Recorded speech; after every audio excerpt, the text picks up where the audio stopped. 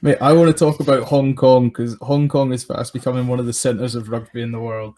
What's it like living in Hong Kong and playing rugby in Hong Kong? Unfortunately, it's probably now a very different place. I'm sad watching the news about some of what's going on there. One of my good mates, Robbie McRobbie, who's an Edinburgh man. That's a brilliant name as well. He is. He's class. Robbie McRobbie. He's the CEO of the Hong Kong Rugby Union, and a fantastic guy. He went out to join the police when Hong Kong still belonged to Great Britain, and he went out, but he says he was a terrible copper, and then he got into managing things, and he's now works for the rugby union. And when I went to Hong Kong, some of it was because I was a bit fed up here, a couple of things, and my wife she played hockey, very good hockey player, and was playing for Edinburgh Uni at hockey. And the lecturer, who was also the hockey coach, had said he had gone out to Hong Kong to do various things, and he had a contact there. So every year almost, he would send out qualified PE teachers to work for a coaching company called Multisport, which if anybody from Hong Kong listens, it'll make them chuckle. We went out, teachers would go out and work for Multisport, but the gig was really, you went for a year and then you found a job in an international school. So there was a conveyor belt. There was always a need for PE teachers. And the guy who ran it, Pierre Steinberg, who was mad as a box of frogs, part of his thing was he didn't employ coaches, he employed qualified teachers, and that helped with getting people through the door. So I went for a job interview at a school called Rannoch, which is no longer with us. Tom Smith went to Rannoch, and it closed down. I went for a job interview there. I went up north with a mate of mine, and the old brick of a phone I had no reception. And when I came back after that weekend, my phone beeped with 3 messages. One was my mum saying my grandmother had died. One was from Nikki saying we've got the chance of going to Hong Kong. And one was Rannoch School pretty much offering me the job, but they wanted me to go back and see them. So I phoned my mum, dealt with that, phoned Nikki, said, what's the story? She told me the story. I went, right, let's go. And she went, what if? I went, doesn't matter, it's not Hong Kong.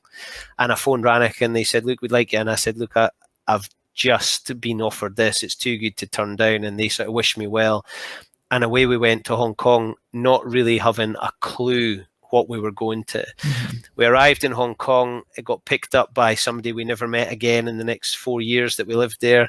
I was delighted because she couldn't work out how to find the place we were staying, and she took the wrong turn and went past Hong Kong Stadium.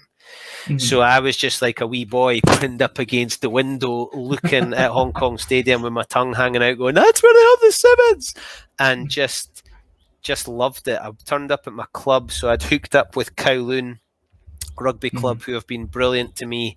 And when I went to the Lions game at Murrayfield, we had a bit of a Kowloon reunion. There was a few guys up, and we met up, and it was just gold. And I turned up my first training session, and it was an outdoor bleep test in 30 odd degree heat and whatever the humidity was. And this wee pasty skinned kid from Stow turns up, and it was just, and they said, look, we don't want you to go too hard. So believe it or not, I could get to level 10 without much effort. So I got to level 10 and I dropped out, and they were like, yeah, just look after yourself. And I'm like a puddle on the floor.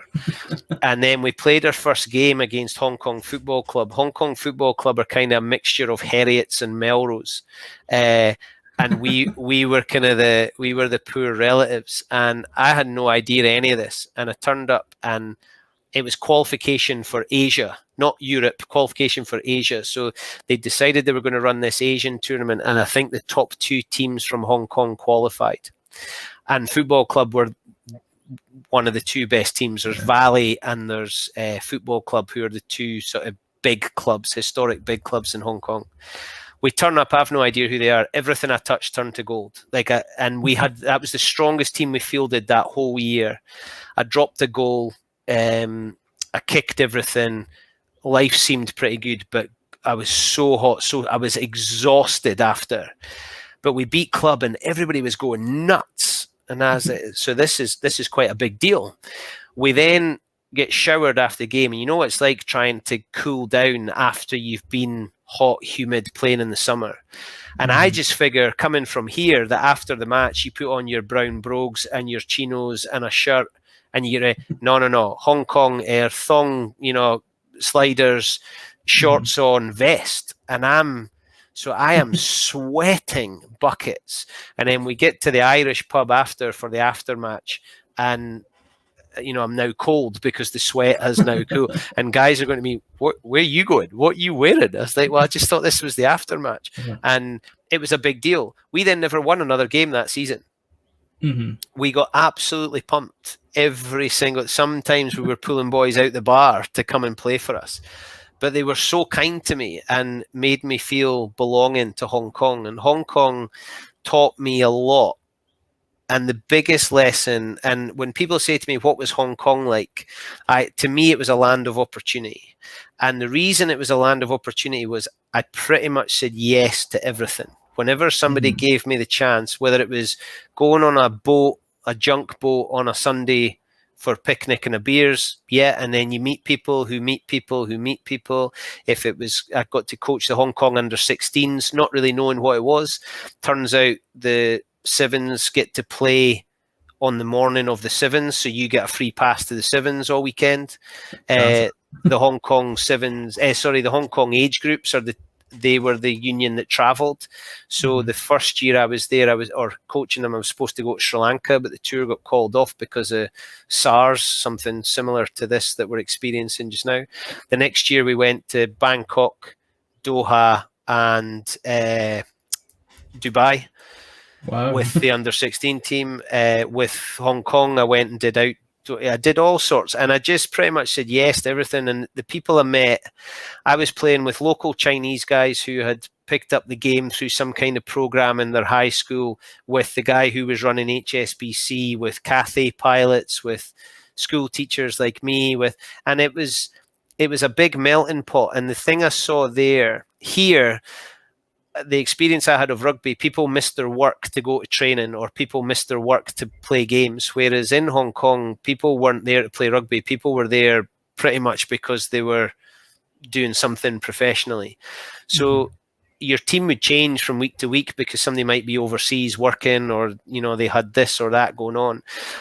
So I realized then that maybe winning wasn't actually what was the most important thing. It was enjoying what you did. And I wanted to play for Hong Kong, and I did, not in a cap international. And then I completely wrecked my knee. I needed to get an operation, which was tough. And as it turned out, that was when we left Hong Kong and came back to the UK. But Hong Kong was a place that, a wee boy for Stow, a village of 500 folk. My primary school had 60 kids in it, and I went to Hong Kong and just loved it. And I got to go back in January 2020, just before this world kicked off. And I was walking around with a big grin on my face. I was so happy to be back. I felt so confident, so safe. I was bumping into people, and they're going, I thought you'd left. And it was just so welcoming, because the expat community has to be, because otherwise you wouldn't last very long, and people like to have familiar things around them, so you look after your own. So the Scottish community in Hong Kong was unreal, and guys like John the Bruce was just so kind to me. Paul Mallon, who looked after me at Kowloon, Chris Marin and Fridge, who were Cathay pilots. My best mate Yid from Kelso came over. I was his best man at his wedding in New Zealand. So the connections that I made in Hong Kong haven't put me on a career path or any of that. They've just brought me so much in social interaction, opportunities, looking after me, being kind to me, telling me wind my neck in, building me up as mates do, knocking each other down, but always with immense love for each other, because we found ourselves in the same place at the same time, kind of having the same experience. And I try and get people to realize how important that is. If I could change education, part of it would be that for 2 years after school, everybody has to disappear, or after uni, everybody has to go somewhere and do something. Because I then came back as a 25-year-old teacher, a bit more worldly wise. I would hate to think mature, but probably able to cope with things. If I'd been a PE teacher at 21, I'm not sure I would have been a PE teacher at 23, but because I Mhm. went to Hong Kong and came back at 25, I was ready for a lot more. I was a bit more battle hardened and emotionally able to cope with my own stuff, the kids' stuff, teacher stuff, being told what to do and where to be, and taking on a bit more responsibility. So Hong Kong absolutely shaped me. Still love it. Still love speaking to people from Hong Kong. Desperate to take my kids. Really, really desperate to Mhm. take my kids. It's changed from when I was there, as places do. I left in 2005. So I've been away for a long time, but it still feels pretty close to home. Mhm. No, I loved Hong Kong. I only got to go for it was like a 4 day flyover, for obviously the tour in 2017. So we stayed there, and it was one of my favorite parts of the whole trip was those 4 days there.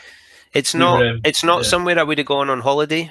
Mhm. I would have gone for the sevens, but it's not, and I've never had the chance to stop over there, and it's never somewhere I would have thought of. Whereas now, I could happily go for 6 months, and I'd be Mhm. like a pig in muck.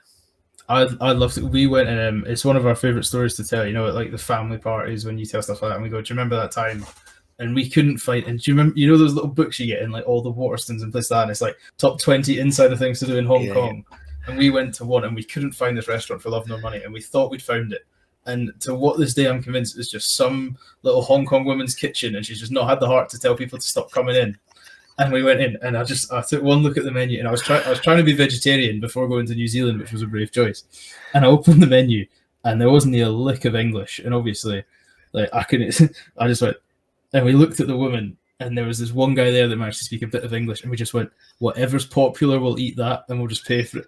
And this woman just brought out this feast for us, and she was like so happy to just see like people that had clearly never seen Hong Kong before. And she was just like, "No, you're having this, you're having that, you're having that," and it was so much fun. I'd love to go back for it. Like I'd love to go with somebody who knows the place Yeah, and go, it's "This is where cool. you're going." When my older brother came, and he wanted to eat out every night, so he was staying with us, so he wasn't paying accommodation, so he'd pretty much decided, right, we're eating out every night, and he'd picked in a Lonely Planet or a whatever it is rough guide, he'd picked where he wanted to go. So the first night we took him to the place that was our first meal out, the American Peking on Lockhart Road, which is now closed, which breaks my heart. But that we took everyone there. Whenever people came into town, we took people there. And it was the first meal we had, and it was the last. We went back there before we got on the plane to leave for good. We went there for our last supper. But my brother had us, we were all over the place trying to find this. Like, it must be here somewhere. Yeah. Turned out the building had been bulldozed.